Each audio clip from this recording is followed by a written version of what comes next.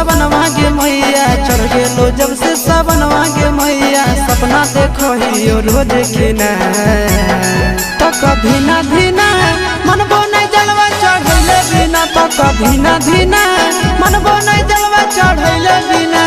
चढ़ गेलो जब से सावनवा गे मैया चढ़ गेलो जब से सावनवा गे मैया सपना देखो ही रोज खिना तो कभी ना धीना मनबो नहीं जलवा चढ़ैले बिना तो कभी ना धीना मनबो नहीं जलवा चढ़ैले बिना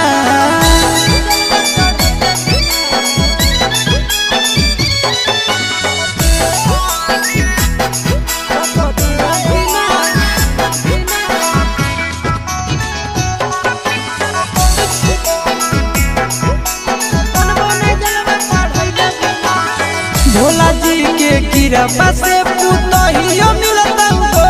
गे खाना बनई तो मैया गोड़ो दबई तो गे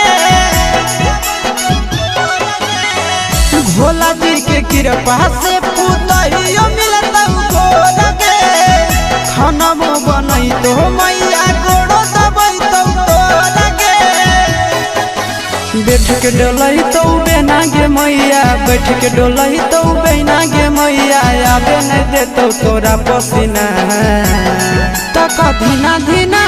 मनबो नहीं जलवा चढ़ैले बिना तो कभी ना धीना मनबो नहीं जलवा चढ़ैले बिना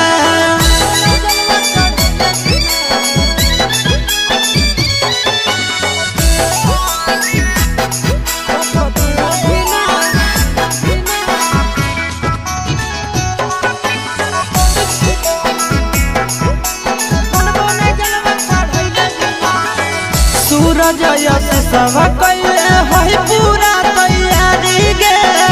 कर लेबै भूख नंदन भैया के सफारी गे सूरज यश सब कैले है पूरा तैयारी गे कर लेबै भूख नंदन भैया के सफारी गे दे दे तो जल्दी बनाई के मैया दे दे तो जल्दी बनाई के मैया खाई खातिर रहिया में खाना पीना तो कभी ना धीना मनबो नहीं जलवा चढ़ैले बिना तो कभी ना धीना मनबो नहीं जलवा चढ़ैले